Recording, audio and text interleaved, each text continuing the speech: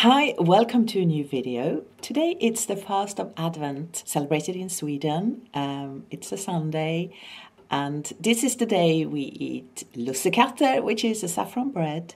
We eat gingerbread, some glögg maybe, we light a candle. It's very cozy and something we all look forward to because it's normally so dark in Sweden. It's quite dark here in the UK as well, but not as dark as in Sweden. Of course, we don't have any snow, we just have rain, and they have snow now, so really lovely.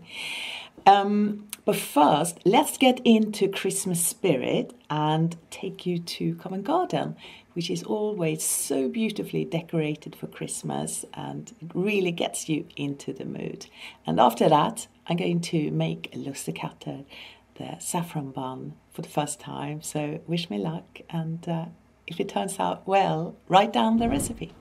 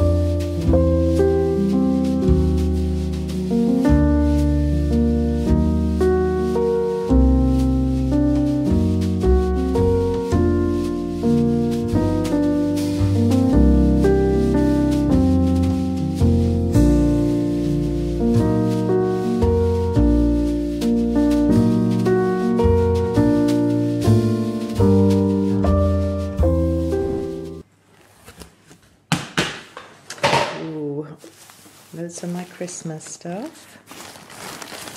I'm not going to decorate with everything today, but a few people will come out. A traditional little tomte.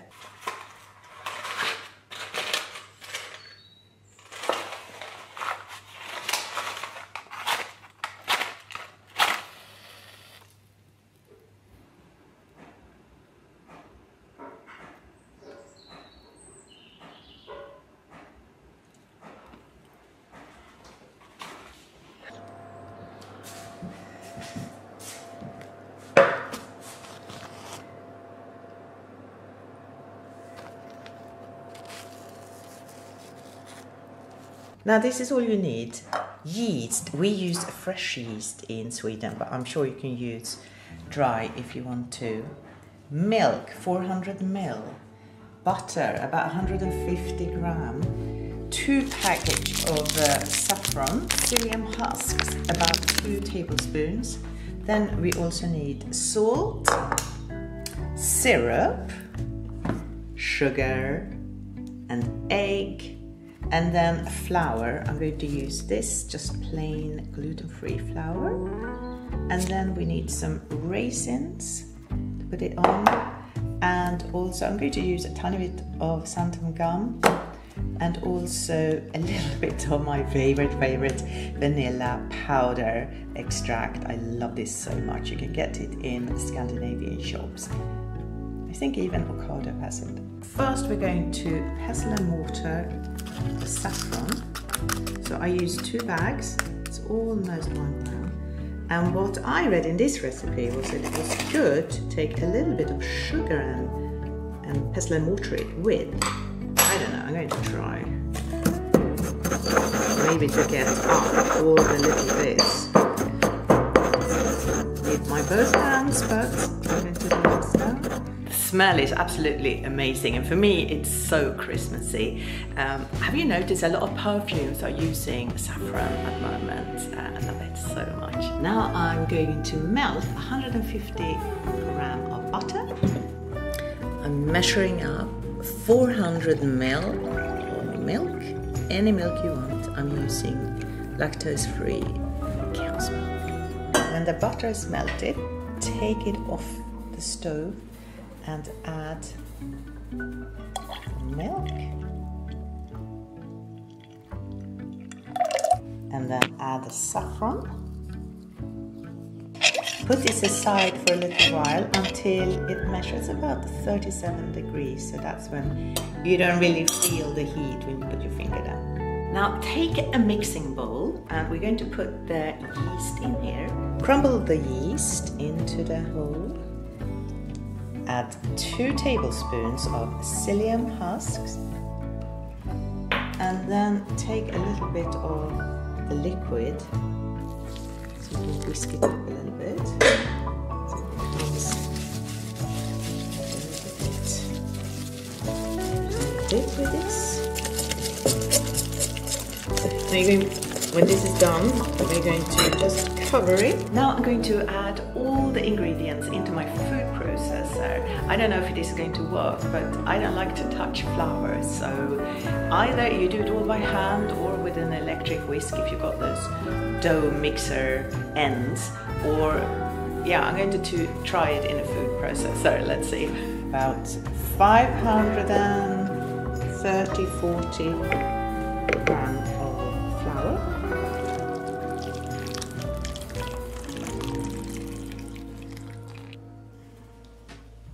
Sugar, 90 grams. Salt, so important. A couple of tablespoons of cotton syrup. That will make it really moist. Tablespoon of xantham gum.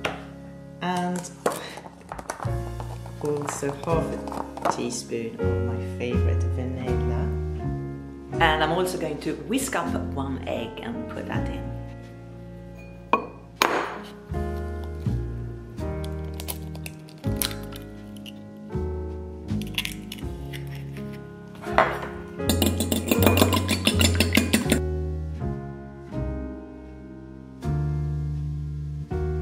Now add the yeast mix into the flour mix and blend it. Hopefully it's going to work because I don't like to touch flour.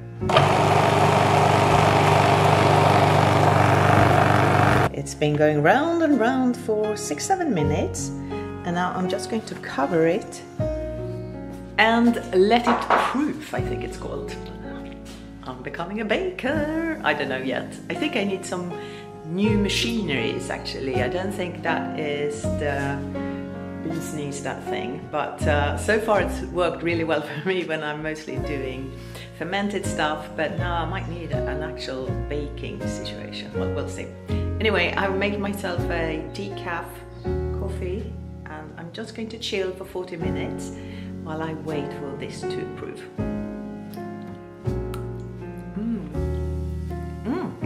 It's like eating a little bit of sunshine, all this yellow, so nice.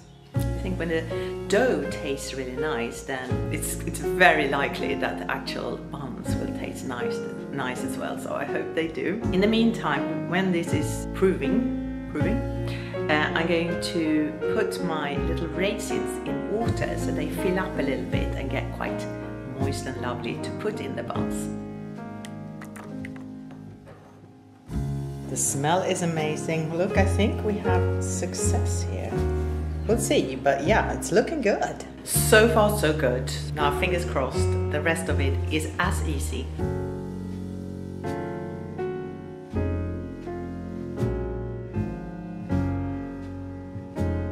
Now we're going to divide this in 3 equal shares,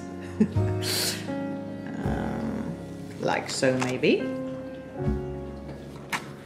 And then every of the third is going to be divided into 10. I need to put you down somehow. Now you're going to roll this so it becomes about 30 centimeters long. This one is easier to do. So roll one way there and the other way here. And they meet in the middle. This is covered now. Now they're going to rest for another 14 minutes before you put them in the oven. Now they're going to sleep for 40 minutes. Put the oven on 225 and then we'll see how they turn out. I mean, they don't look exactly like my mom's, but she is a fantastic baker, so we'll see. And they are ready to have the raisins put in.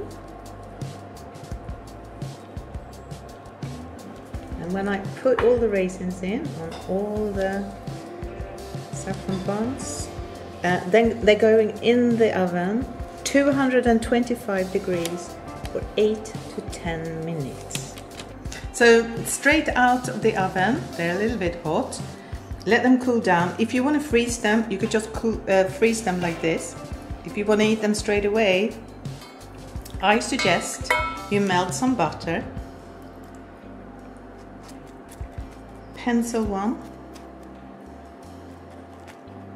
and then dip it in sugar.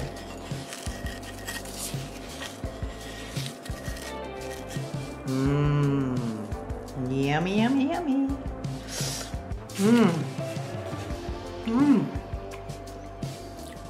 I can't stop eating it, they're so good. I remember these quite dry, to be honest. Lovely to eat and they look pretty, but they're a little bit dry. This is anything but dry, so moist. There, your favorite word, said it again, but it is fantastic actually. It was worth all that hard work. I might actually do it again, because yes, these taste so nice.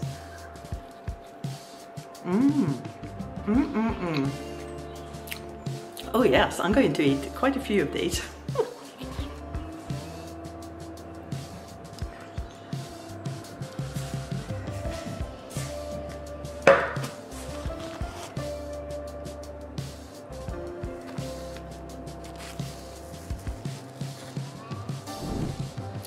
Thank you so much for watching this video. Please like and subscribe if you want to, and I will see you next week. Take care now. Bye.